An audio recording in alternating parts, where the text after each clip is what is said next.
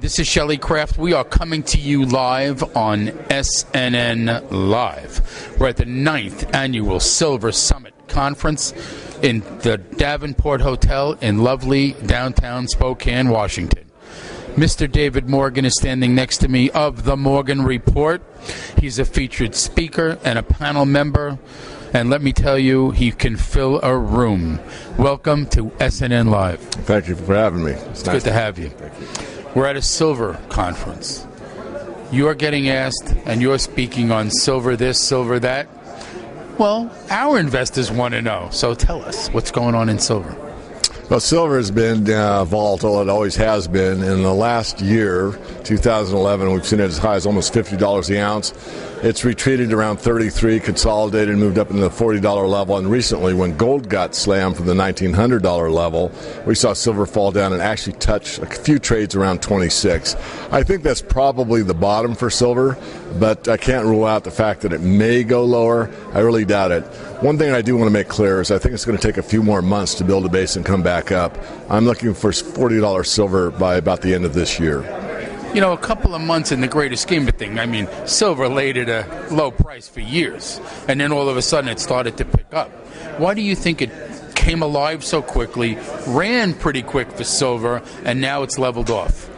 Well, like any market, it goes up and down. All markets go from undervalued to fair value to overvalued.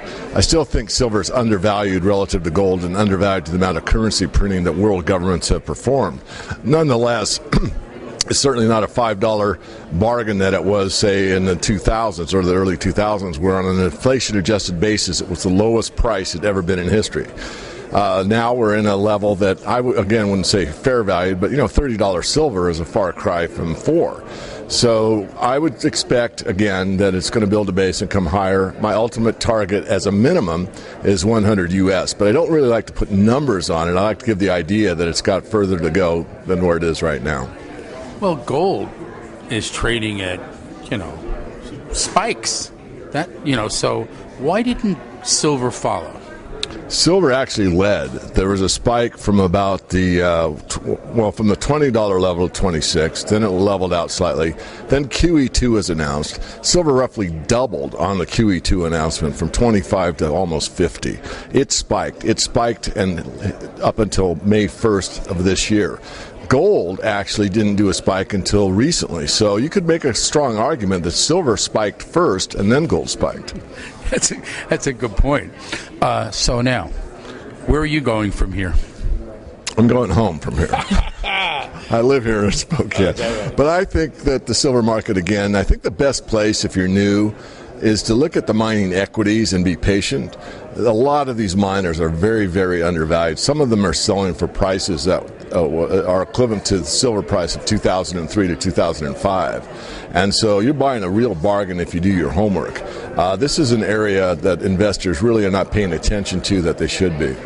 And what's your recommendation to companies that are in the silver exploration business, which many of these companies here at this conference are? We have a lot of producers as well as exploration companies, you're correct.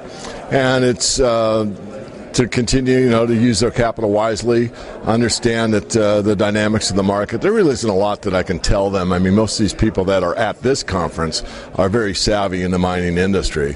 I'm quite happy with the turnout this year, and of course, this is one of my inventions, you might say. I actually talked about having a silver-only summit. About 9 years ago, we had the first one. It was a rather minor event from the aspect of not a lot of people, but the quality was phenomenal. We had them from Ecuador, France, Belgium, New Zealand, Australia, South America, so that 112 people, the first silver summit, was global in scope. And it's continued, and 9 years later, this is very impressive, I have to tell you. Don't you agree? Thank you. Yes, I agree totally. I mean, this is, as far as I'm concerned, the premier silver event on the planet. I don't know of anything bigger or more widely followed than this particular venue. You know what? I'd have to agree. What is your background? Well, my background is a metals head for a very, very long time. I started self-study in the precious metals around my early 20s. I worked in the aircraft industry for a brief time.